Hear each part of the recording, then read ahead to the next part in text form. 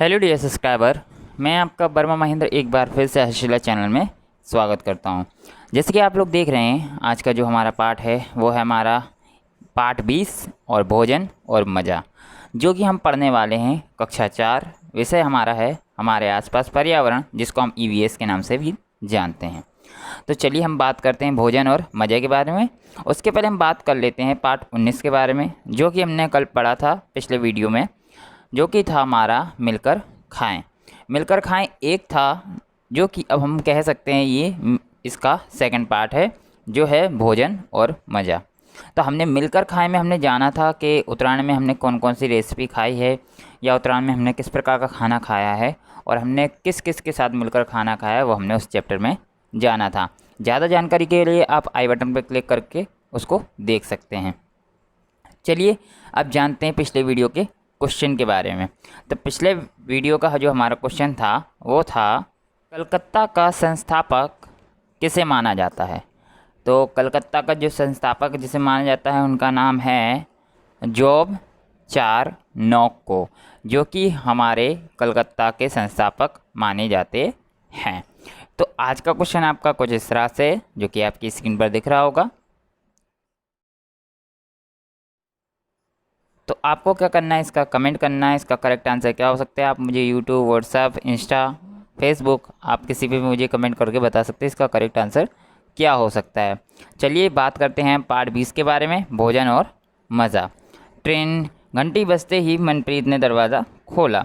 बाहर दिव्या और स्वास्तिक खड़े थे। सुरजीत, देखो तो कौन आया है, वह उत्तेजित होकर खुशी से चिल्लाई। सुरजीत दौड़ती हुई आई।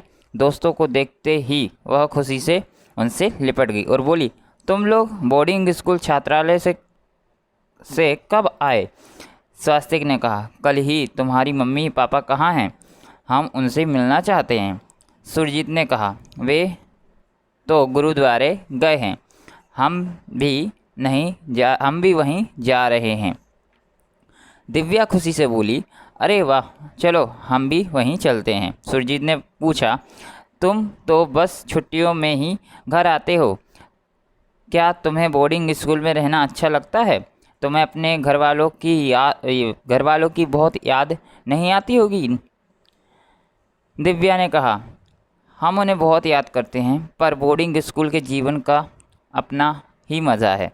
कभी कभी खाना पसंद ना होने पर भी सभी बच्चों के साथ बैठकर खाने में मज़ा भी खूब आता है। तुम्हें पता है, हॉस्टल में जब किसी के घर से खाने की कोई चीज़ आती है तो सभी उसके कमरे में पहुंच जाते हैं और बस मिनटों में ख़त्म। स्वस्तिक ने हंसते हुए बताया, क्या आप बोर्डिंग स्कूल में पढ़े हैं। अगर नहीं तो किसी छात्रालय में रहने वाले बच्चे से बातचीत करके पता कीजिए। तो आपको क्या करना है, आपको बातचीत करनी, कोई भी आपका जो फ्रेंड हो जो कि बोर्डिंग स्कूल मतलब कहे तो या तो हॉस्टल में पढ़ता हो, आपको उससे चर्चा करनी है, किस तरह का वह जीवन व्यतीत करता है, आपको उसके बारे में जानकारी प्राप्त करनी है। चलिए आगे देखते हैं क्वेश्चन हमारी तरफ क्या है। छात्रालय और अन्य स्कूल किन किन बातों से अलग है। तो हम बात करें कि छात्रालय में हमको सारी सुविधाएं मिलती हैं, बट क्या होता है, हमको कभी कभार जैसे कोई छुट्टी होती तभी हमको घर पे जाने को मिलता है। पर स्कूल में क्या है, आपका 5 से 6 घंटे का आपका स्कूल पूरा हो गया, उसके बाद अपने घर पे आप पहुंच सकते हो। ये होता है दोनों में अंतर। और आपको छात्रालय में अपनी मन अब कहें तो जो सब खाएंगे आपको वही खाना पड़ेगा, और स्कूल में ये सुविधा किसी किसी में नहीं है।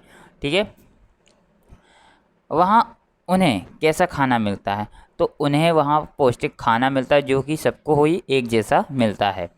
वहाँ बच्चे कहाँ बैठकर खाते हैं, तो वहाँ बच्चे कहें तो ज़मीन पे भी बैठ कर खा सकते हैं, और चाहें तो वो टेबल पे भी बैठ के खा सकते हैं, जैसा अरेंजमेंट हो वहाँ का।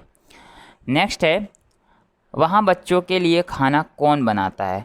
तो हम बात करेंगे, और कौन परोसता है, तो हम बात करेंगे जो वहाँ के प्यून होते हैं वही खाना बनाते हैं और वह परोसते हैं, और जो रसोइया होते हैं वो उनका खाना बनाते हैं। परोसने वाले प्यून लोग होते हैं और बनाने वाले रसोइया होते हैं।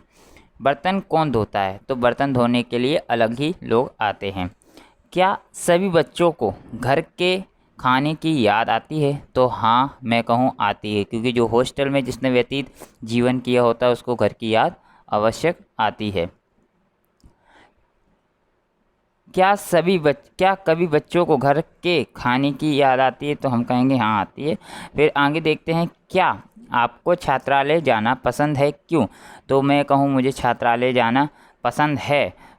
इसलिए पसंद है क्योंकि जो जो वहाँ पे बैठक व्यवस्था है और जो स्कूल का परफॉर्मेंस है वो बहुत ही बेटर है, इसलिए जाना मुझे छात्रालय पसंद है।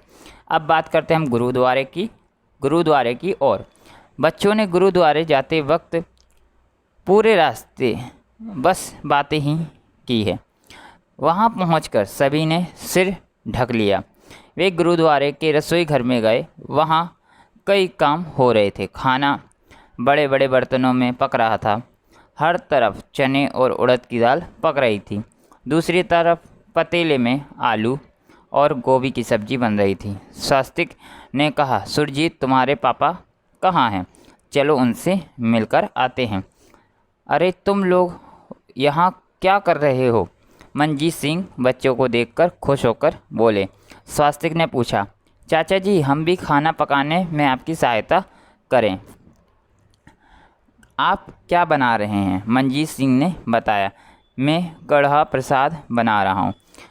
इस बड़ी सी कढ़ाई में आटा घी में भून रहा हूँ। इसमें काफ़ी समय लगता है। मुझे पता है कि एक तरह का हलवा है। आप इसमें चीनी कब डालेंगे? दिव्या ने पूछा। तभी उन्हें मनप्रीत की मम्मी दिखाई दी।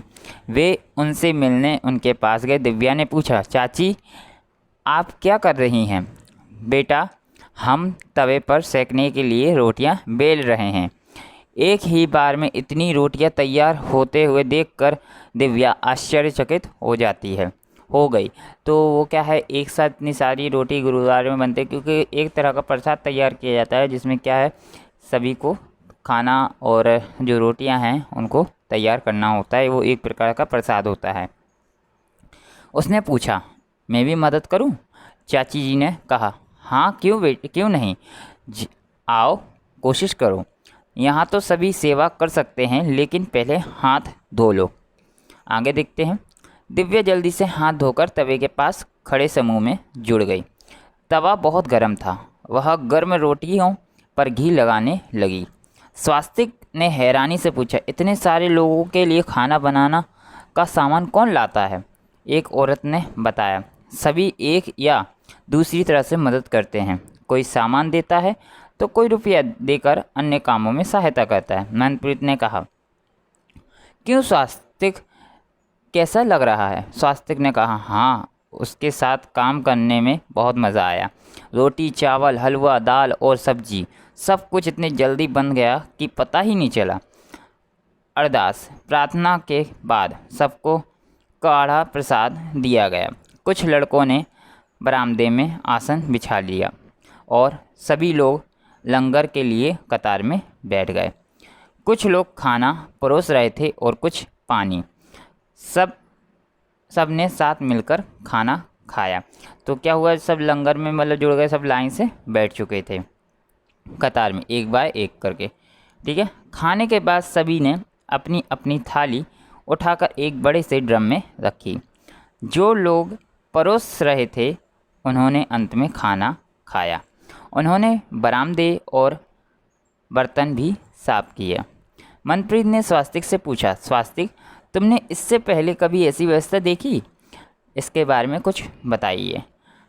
तो स्वास्तिक इतना क्वेश्चन करता है। गुरुद्वारे में एक साथ मिलकर खाना बनाने और खाने को लंगर कहते हैं। देखा आपने लंगर का मीनिंग, जो कि हमने शब्द यूज़ किया था आगे, तो उसका मीनिंग होता है गुरुद्वारे में एक साथ मिलकर खाना और बनाने की प्रक्रिया को हम लंगर कहते हैं। क्या आपने कभी लंगर में खाना खाया है? कब और कहाँ? तो हम बात कहें कि हमने गुरुद्वारे में खाना खाया है 1 से 2 बार। ठीक है। यहाँ कितने लोग खाना बना रहे हैं और कितने लोग परोस रहे हैं? तो हम बात करें, यहाँ पे खाना बनाने के लिए 20 लोग हैं और परोसने के लिए 7 लोग हैं। आपने किसी अन्य अवसर पर सबके साथ मिलकर खाना खाया है? याद कीजिए कब और कहाँ। वहाँ किस किस ने खाना बनाया और परोसा था? तो हम बात करें कि हाँ हमने खाना मिलकर खाया है, जो कि हमने गुरुद्वारे में खाया है। और कब और कहाँ, तो हम कहें अहमदाबाद के शहर में बहुत बड़े गुरुद्वारे हैं, वहाँ पे हमने खाना खाया है। जो कि किस किस ने खाना बनाया था, तो हम बात करें 7 से 8 लोगों ने खाना बनाया था और 2 से 3 लोगों ने परोसा था उसे। जैसे कि आप लोगों को स्क्रीन पर दिख रहे होंगे, इस तरह का खाना परोसा गया था, इस तरह से खाना बनाया गया था। आपके लिए लास्ट चीज़ है, देखते हैं क्या है वो। अध्यापक के लिए गुजरात के यात्रा धामों ने अन्य क्षेत्रों भंडारों की व्यवस्था की जानकारी बच्चों को दें। वहाँ के फोटोग्राफ और वीडियो कक्षा में दिखाएं। शादी, त्यौहार और अन्य किसी भंडार के अवसर पर होने वाले भोजन समारंभ की कक्षा में चर्चा करें। तो आप लोग जानते हैं शादी ब्याह त्यौहार में किस तरह का खाना खाया जाता है, किस तरह से खाना परोसा जाता है या तो लिया जाता है, वो आप लोग सभी जानते हैं। आपको वीडियो कैसा लगा प्लीज़ कमेंट सेक्शन में ज़रूर कमेंट करना ना भूलें। अगर आपको वीडियो अच्छा लगा तो प्लीज़ लाइक शेयर कमेंट ज़रूर करें। और जो आज का क्वेश्चन है वो भी आपको कमेंट करना है, इसका करेक्ट आंसर क्या हो सकता है। और आप इतना शेयर कीजिए कि वीडियो में भरपूर लाइक आएँ। तो बने रहिए मेरे चैनल के साथ। Thank you everyone.